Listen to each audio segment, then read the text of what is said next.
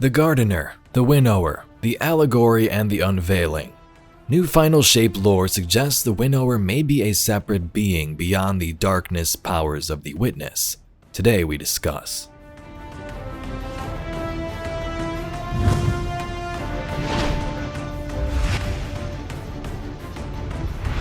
Before we jump in, we have new lore and hints, but much of this is still up to interpretation, unfortunately. We still need more info, and there's debates about this topic all the time, but we're just providing some context with some new lore. See what's going on.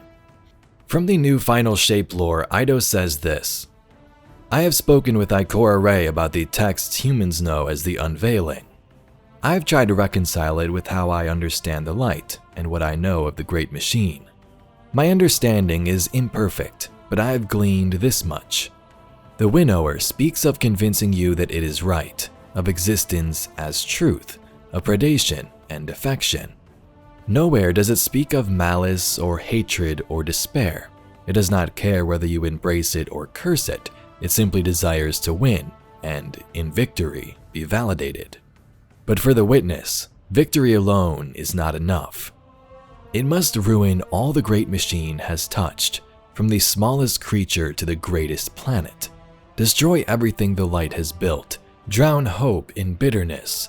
The Witness would have us all curse the Great Machine, refute its gifts, and betray it as a black fleet tramples us underfoot. It would make us all Aramis, sick with despair and crushing our own dreams. They had hope once, they lost it, and now their successor, the great merging of their selves to Witness, seeks to deny that hope any right to exist. In the Unveiling text, the Gardener is all about growth, complexity, and the Winnower is about death, simplicity, and finality. Unveiling outlines the philosophical underpinnings of the universe from the perspective of the Winnower, emphasizing themes of existence, predation, and the inevitability of a final shape or form that all existence tends towards. The Winnower's perspective is one of natural law and inevitability rather than malice or cruelty.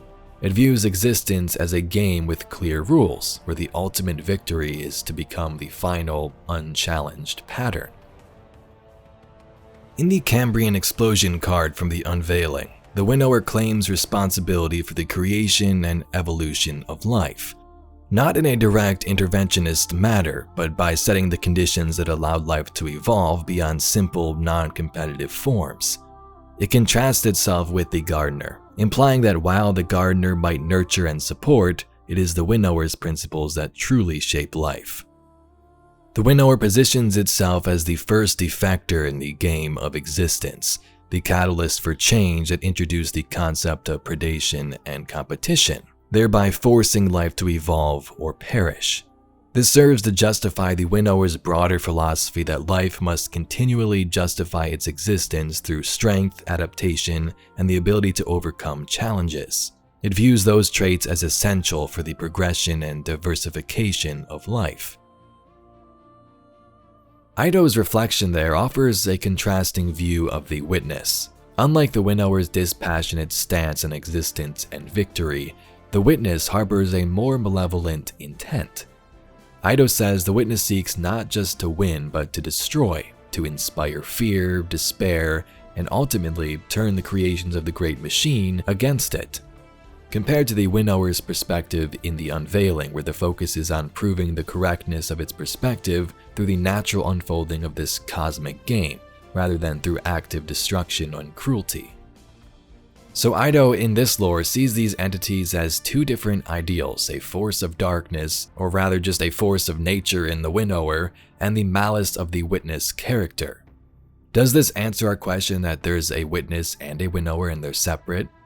Maybe, but this is Eido's theory. She could be wrong. Bungie could totally change things around, and we need more info, but it's intriguing. Is there separate Winnower and Witness? Or does Eido say this because of the precursor species' conflicting ideals? Maybe originally wanting to be that Winnower they sought, but after their thoughts changed and their minds merged, their original purpose was swayed to a more destructive nature. I don't have the answers, but the first option seems a little more likely that the Winnower is a separate entity, and it could just be the Veil. Before we get to the Veil stuff though, I came across a post by Cherno Delta who found some parallels with Unveiling in the new texts. In their post, they say the gardener says the following to the Winnower. A special new rule, something to, the gardener threw up their hands in exasperation. I don't know, to reward those who make space for new complexity. A power that helps those make strength from heterodoxy and who steer the game away from gridlock. Something to ensure there's always someone building something new. It'll have to be separate from the rest of the rules, running in parallel, so it can't be compromised, and we'll have to be very careful so it doesn't disrupt the whole game. In Cherno Delta's post, they bring up the Veil Containment audio logs, where Osiris speaks about the energy of the Traveler and Veil and how they run parallel to electrons, much like the set of rules running parallel that the Gardener discusses, introducing it into their game. Dr. Esty theorized that the paracausal energy of the Traveler operated on a quantum wavelength parallel to electrons. Magnets? In simpler terms, the Traveler's power runs parallel to the forces of nature. Gravity, magnetism, sound, light. The Veil does this too. It is synchronized with the Traveler. Wherever the Traveler came from, the Veil may have as well. We know the Veil is an entity of darkness, this darkness version of the Traveler essentially. Traveler equals Gardener. Is the Veil the true Winnower, each having their own powers of terraformation and life and memory and death. There's always that option of that allegory, the precursor species inserting themselves as this said to be Winnower, even though the witness's ideals have changed from that in the original text. But things get weird when you consider the Traveler being that Gardener. It's referred to as Gardener by many different species, the witness itself, and also in this text. At its root, the Traveler is a terraformer, a gardener. It generates natural life. So personally, it makes it seem like those things actually exist, and it seems parts of the Unveiling actually happened. Whether there was some forces of nature, Gardener, Winnower, who introduced the Traveler and Veil into the game, or if they are those entities themselves, I don't know, but think about that. From the Unveiling, we see the Winnower just kinda sits back. It seeks this end result of finality naturally, but doesn't make changes itself. Remember what Sloane and Asa said about the schism.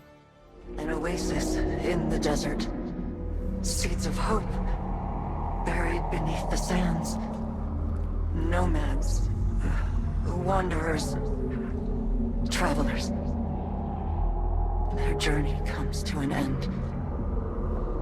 The first to be claimed by the deep. The first to fall victim to the witness. A city of light.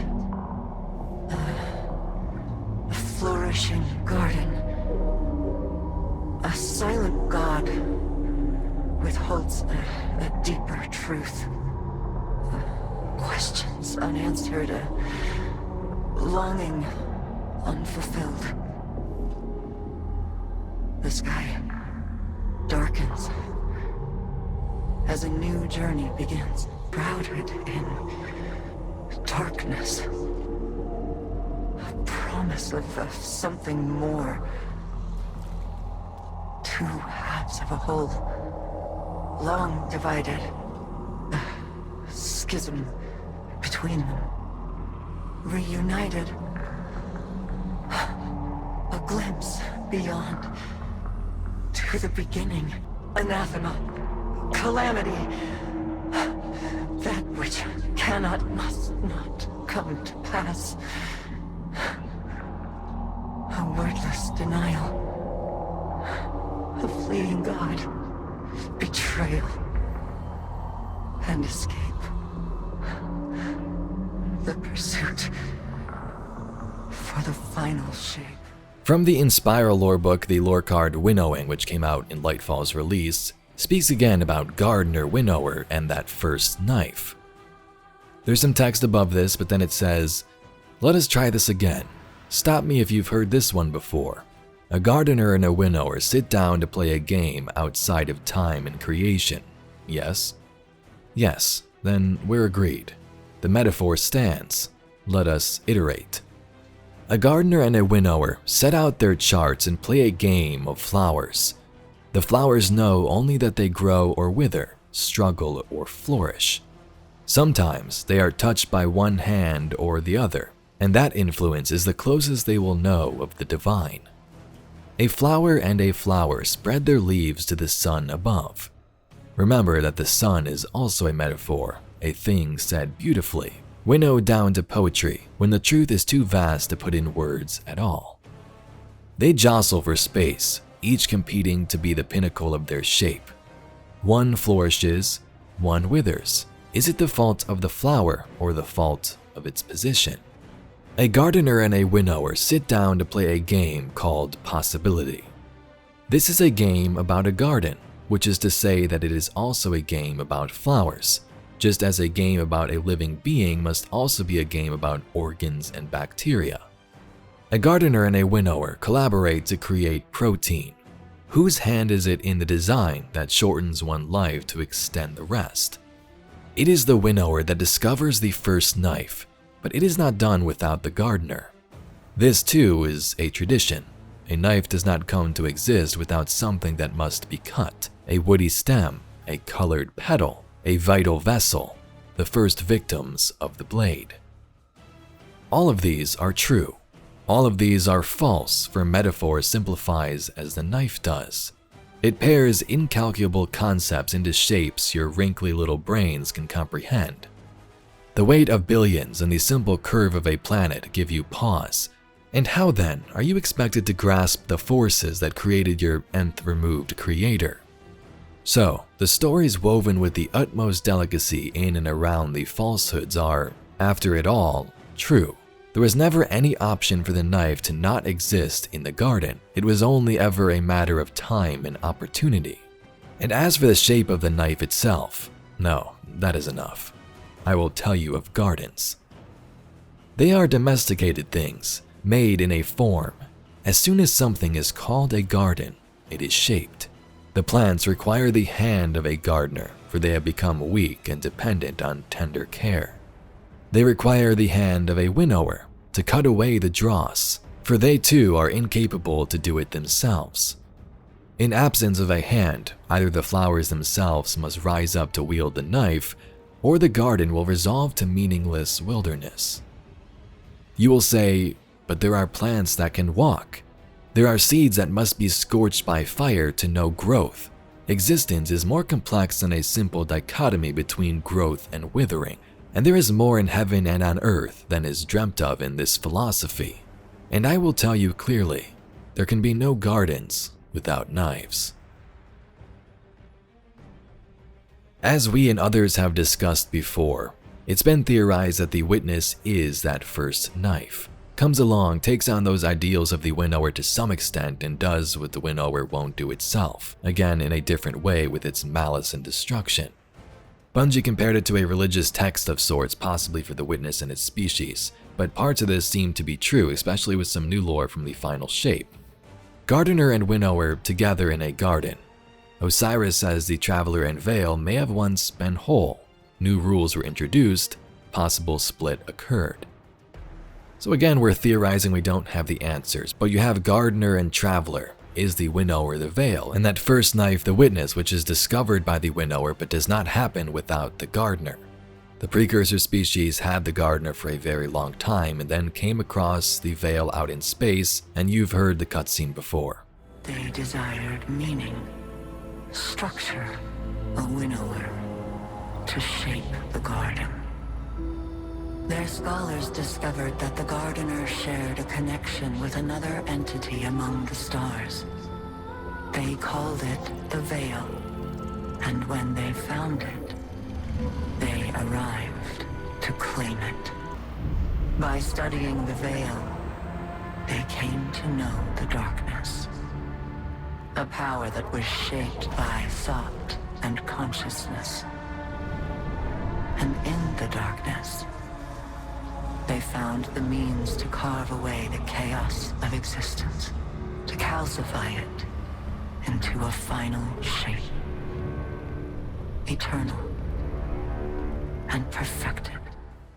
While the Winnower represents a fundamental cosmic principle or force akin to natural law or philosophical ideal, the Witness acts as an embodiment or agent of that principle, with agency, intent, and the ability to directly influence the story. The Winnower's relationship with the universe is conceptual, emphasizing the philosophical underpinning of Destiny's story regarding existence, survival, and the nature of reality. In contrast to the Witness, which brings these concepts into action, serving as a character within the story that champions the darkness's cause through direct engagement and manipulation.